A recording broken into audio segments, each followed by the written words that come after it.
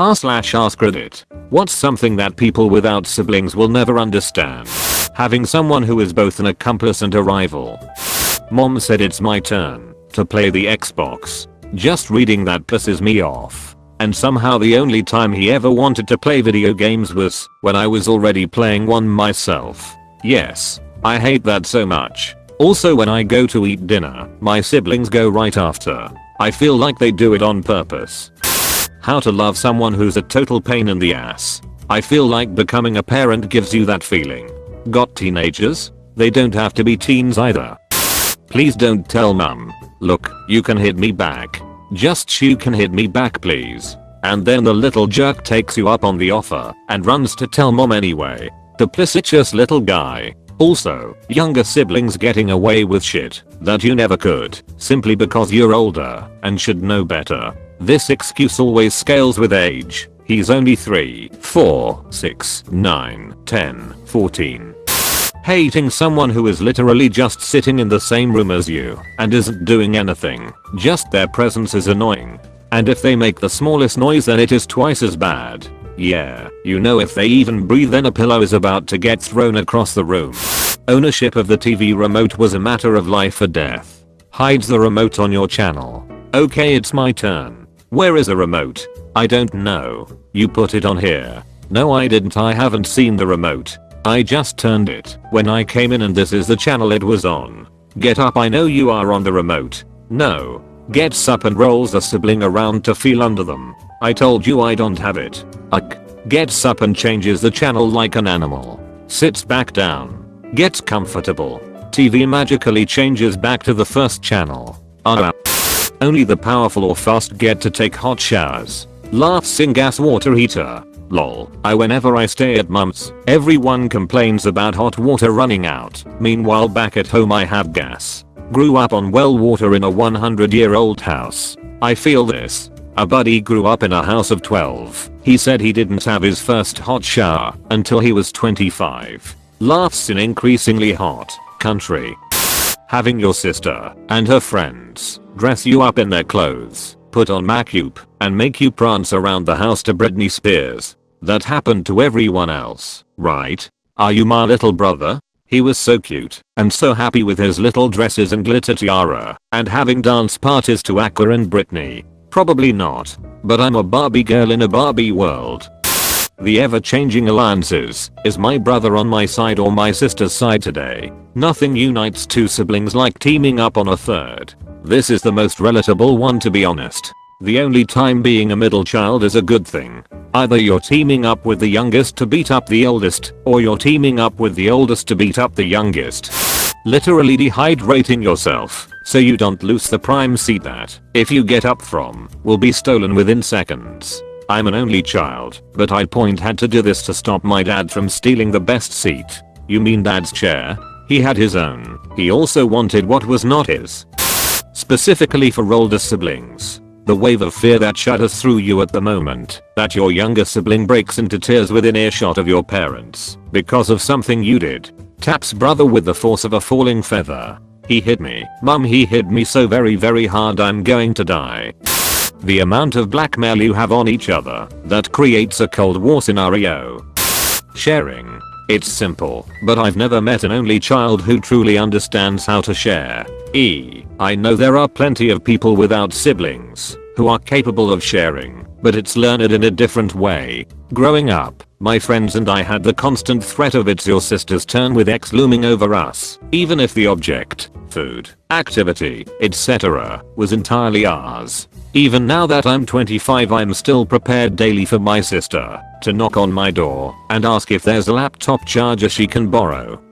When your younger sibling is allowed to do things at his young age that you were not allowed to do. For example, he could go to bed whenever he wanted at the age of 12 when I was forbidden to go to bed past 10 PM at his age. He got in trouble for worse shit than me but got punished less. Way less. He got his phone earlier than me. When he got bad grades at school, my parents scolded him for a few minutes then forgot about it. When I had bad grades, I would be punished. No computer/video games for a week. Grounded for a week etc. That was pretty infuriating. For instance, I'm 23 and he's 15.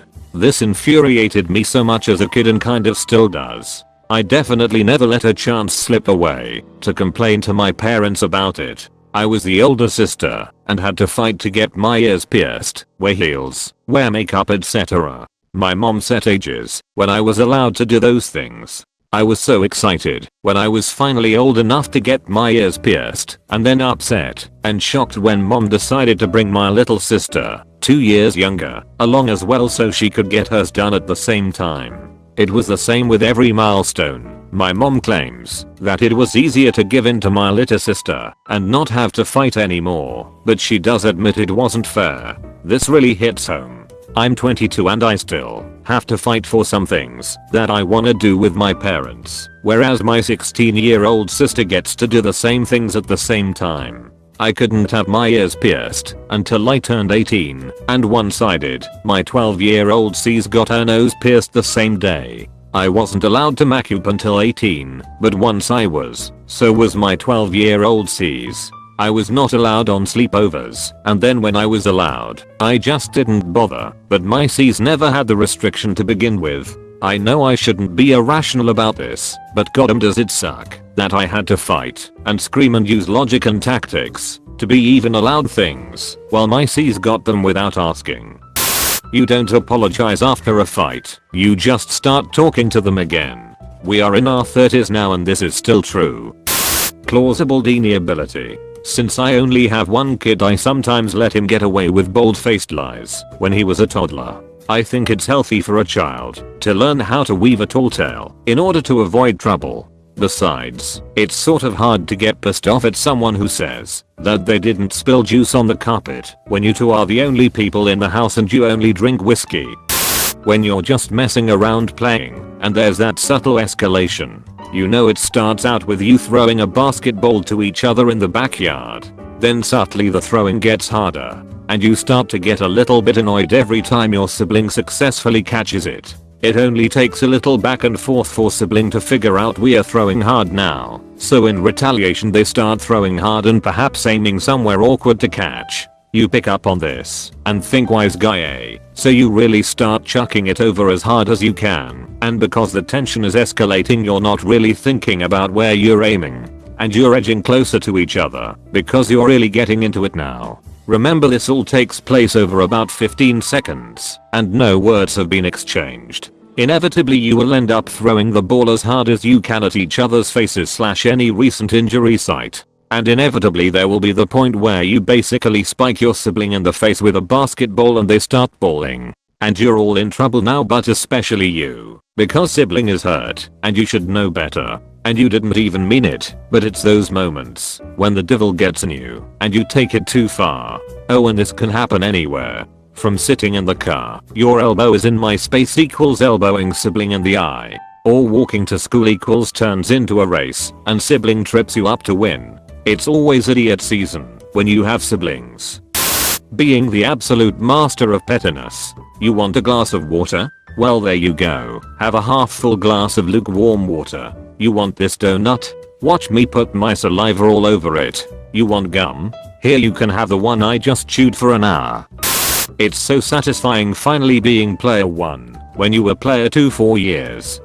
I've got a couple of friends who grew up as onlys and sometimes talked about how cool it would have been to grow up with a brother or sister. Neither of them had really grasped that the problem with that was that they were imagining their sibling as a friend, whereas in real life you get absolutely no control over who shows up when your siblings are born, and sometimes those people turn out to be assholes. Also, neither of them had really factored in the age difference. My sister was 4 school years younger than me, so we were never at the same stage for anything.